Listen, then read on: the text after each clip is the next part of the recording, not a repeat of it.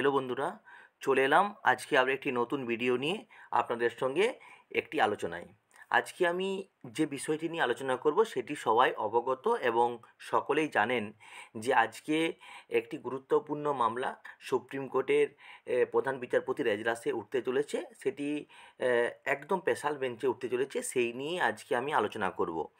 এবং ভিডিওটি বেশি দীর্ঘায়িত করব না, কারণ যেহেতু দুটোর সময় শুনানি প্রক্রিয়া চলবে, সেহেতু কি হতে পারে বা কি হতে চলেছে বা কীরকম আর্গুমেন্ট হতে পারে সেই নিয়ে একটা ছোট্ট আলোচনা আপনাদের সঙ্গে। তবে আলোচনায় যাবার আগে আমি আপনাদের কাছে রিকোয়েস্ট করব, অনুরোধ করব, যারা এখনও আমার চ্যানেলটিকে সাবস্ক্রাইব করেনি তারা অবশ্যই চ্যানেলটিকে সাবস্ক্রাইব করে চ্যানেলটির পাশে থাকুন এবং বেল আইকনটি প্রেস করে দেন। দেখুন, দীর্ঘ প্রতীক্ষিত এই এসএলএসটি 2016 মামলা, যেটা দীর্ঘদিন ধরে হাইকোর্টে শুনানি চলছিল এবং শুনানির পরে সেই যে রায়দান হয়েছিল বা যে জাজমেন্ট বেরিয়েছিল মাননীয় দেবাংশু বসাকের ডিভিশন বেঞ্চে, সেখানে পুরো প্যানেলকে বাতিল করে দেওয়া হয়েছিল, সেটা আমরা সকলেই জানি।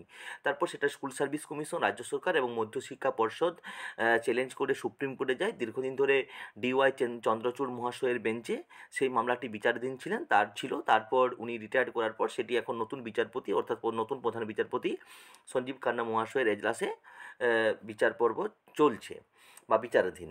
আজকে সেই মামলাটি উঠতে চলেছে। আমরা আগের দিনে একটি ভিডিও করে জানিয়েছিলাম আপনাদের সামনে যে আগে কিন্তু বেশ কজ লিস্ট প্রকাশিত হয়েছিল। সেখানে যে কজ লিস্ট ছিল সেখানে দেখা গিয়েছিল যে স্বাভাবিক যে কজ লিস্ট সেখানে দেয়া থাকে সেটাই দেওয়া ছিল। হঠাৎ করে সেই লিস্ট ডিলিট করে স্পেশাল বেঞ্চে সেই কেসকে স্থানান্তর করা হয় এবং আজকে দুটোর সময় সেই স্পেশাল বেঞ্চে মামলাটি উঠবে। তো এই মামলার যে পরিপ্রেক্ষিত, এই মামলার পরিপ্রেক্ষিত অবশ্যই খুবই গুরুত্বপূর্ণ এবং খুবই খুবই অ্যাক্টিভ আর কি যাকে বলা হয়। তার কারণ হচ্ছে স্পেশাল বেঞ্চে মামলা আমরা সকলে জানি যে কী কারণে উঠে বা কতটা গুরুত্বপূর্ণ হলে সেই জায়গাতে যাওয়া হয়, আমরা সকলেই সেই বিষয়ে অবগত। তবে সুপ্রিম কোর্টের যে স্পেশাল বেঞ্চে মামলা উঠতে চলেছে আজকে, এই নিয়ে কিন্তু বলতে গেলে আর্গুমেন্ট, বাদী এবং বিবাদী পক্ষ, সেই বাদী এবং বিবাদী পক্ষের যে আর্গুমেন্ট সেই কিন্তু গুরুত্বপূর্ণ হবে, এটা কিন্তু সহজে অনুমেয় বা অনুমান করা যায়।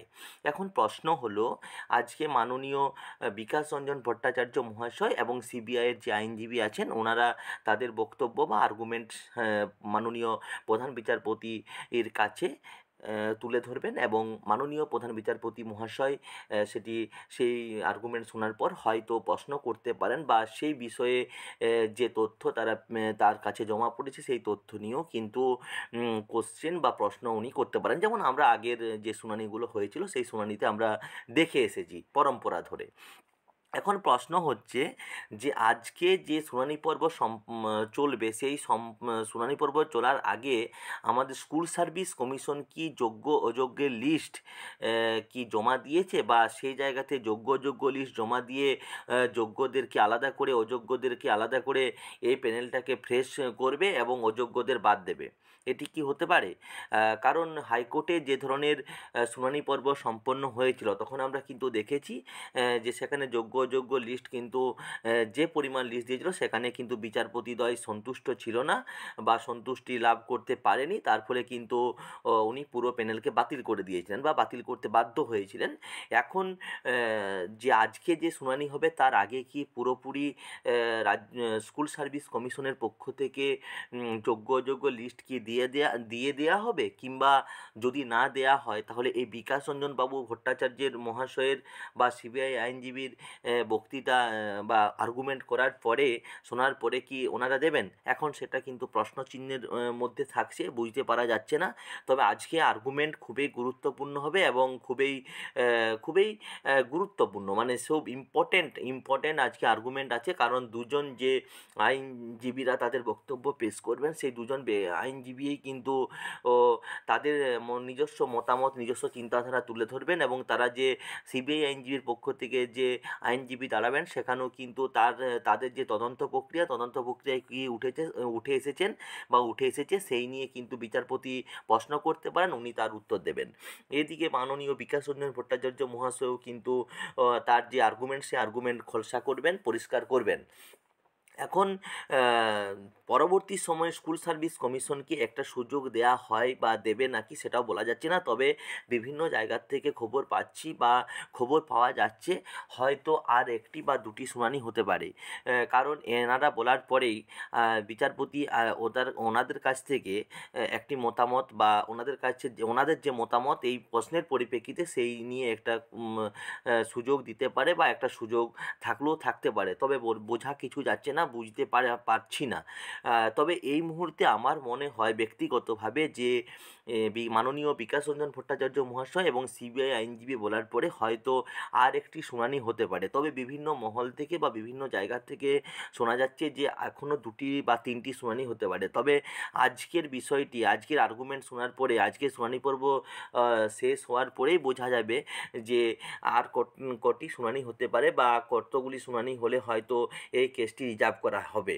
তবে অনেকেই বলছেন যে আজকেই হয়তো কেস রিজার্ভ হয়ে যাবে, তবে আমার সেরকম কিছু মনে হচ্ছে না, কারণ যেহেতু এটি একটি কঠিন বা জটিল প্রক্রিয়া, সেহেতু আজকে মাননীয় বিকাশ রঞ্জন ভট্টাচার্য মহাশয় কী বলেন বা সিবিআই আইনজীবী কী বলেন সেই পরিপ্রেক্ষিতে আবার বিচারপতি, স্কুল সার্ভিস কমিশনের আইনজীবী এবং যোগ্য অযোগ্যদের আইনজীবী যারা আছেন, অযোগ্য বলে পরিগণিত হয়েছেন তাদের আইনজীবী এবং আপনার সরকারের আইনজীবী, তারা কিন্তু বক্তব্য পেশ করতে পারেন বা তাদেরকে একটা সুযোগ দিতে পারেন বিচারপতি। এটা কিন্তু শুনতে পাচ্ছি বা বুঝতে পারছি। আমারও সেরকমই ধারণা যে হয়তো ওই এনাদের বক্তব্য শোনার পরে ওনাদের সেই প্রশ্নের উত্তর তাদের কাছ থেকে নিতে পারেন।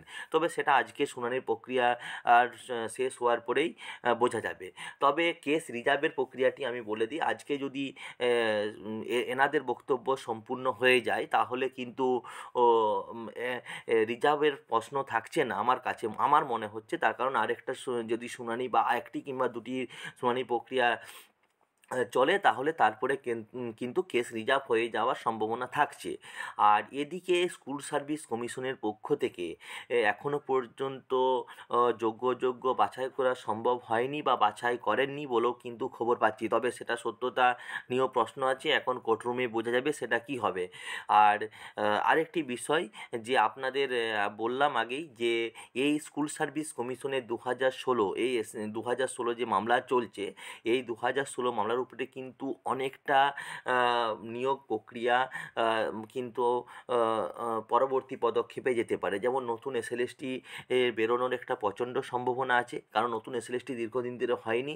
এই নিয়োগ প্রক্রিয়া সমাধান হয়ে গেলেই বা যে মামলা চলছে সেই মামলার সমাধান হয়ে গেলেই কিন্তু নতুন বিজ্ঞপ্তি বেরোনোর একটা সম্ভাবনা থাকছে। এটা আমি আগেও বলেছি, এখনও বলছি, পরেও বলবো, কারণ এই মামলাটার জন্যই হয়তো নিয়োগ প্রক্রিয়া স্থিমিত হয়ে আছে বা আটকে আছে। তবে দেখা যাক, আশা করি খুব তাড়াতাড়ি স্কুল সার্ভিস কমিশনের পক্ষ থেকে এই মামলার যে চলছে সেই মামলার সমাধান হয়ে গেলে স্কুল সার্ভিস কমিশনের পক্ষ থেকে নতুন বিজ্ঞপ্তি বের করা হবে। কারণ দীর্ঘদিন ধরে রাজ্যে স্কুল সার্ভিসের কমিশনের পক্ষ থেকে কোনো এসএসসি নিয়োগ করা হয়নি বা এসএসসির নিয়োগ সংক্রান্ত কোনো পরীক্ষা নেওয়া হয়নি। তারপরে স্কুলগুলোর খুব করুণ অবস্থা হয়ে দাঁড়িয়েছে, সেটা আমরা সকলে জানি। হয়তো এই মামলার সমাধানের পরেই স্কুল সার্ভিস কমিশন নতুন বিজ্ঞপ্তির দিকে এগোবে, কারণ তার একটা রূপরেখা বা তার একটা আমরা হিন্টস আগে পেয়েছি, সেটা হচ্ছে মাননীয় শিক্ষামন্ত্রী ব্রাত্য বসুর পক্ষ থেকে একটি সিট সংখ্যা ঘোষণা করা হয়েছিল এবং সেই ঘোষণা হয়ে যাবার পরেই কিন্তু আমরা অনেকটাই আশাবাদী হয়তো এরপরে নতুন বিজ্ঞপ্তি বেরোবে এবং আমাদের পশ্চিমবঙ্গের যে সমস্ত ছাত্রছাত্রীরা বা পরীক্ষার্থীরা বিএড করে দীর্ঘদিন ধরে বসে আছেন তারা অন্তত একটি সুযোগ পাবে।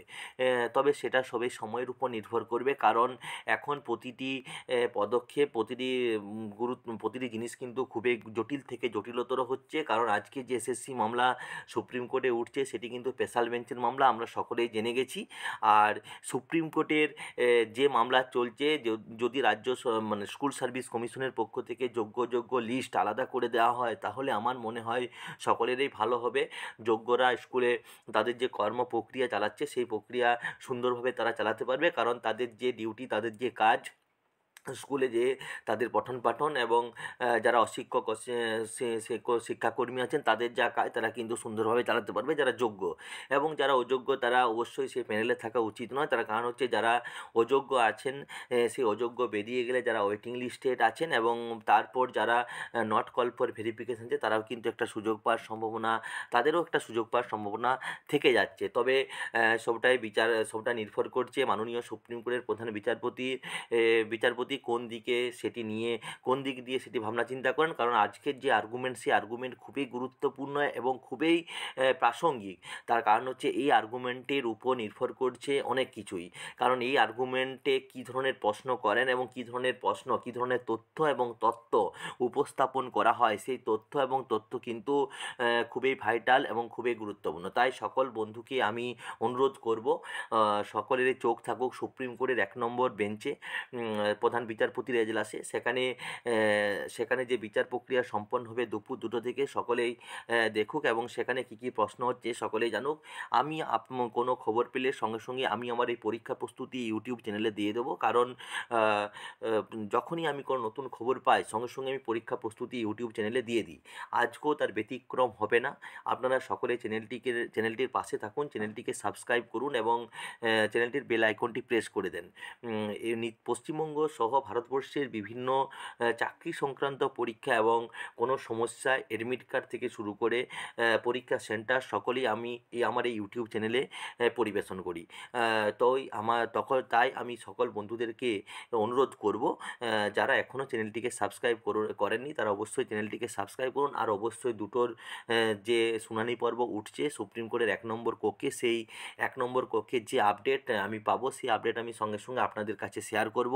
আপনারা চ্যানেলটিকে সাবস্ক্রাইব করে প্লিজ চ্যানেলটির পাশে থাকুন। ধন্যবাদ সকলকে।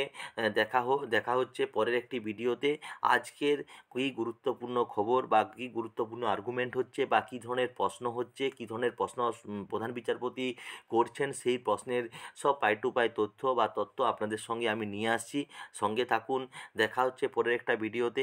ততক্ষণ আপনারা ভালো থাকুন, সুস্থ থাকুন। ধন্যবাদ সকলকে।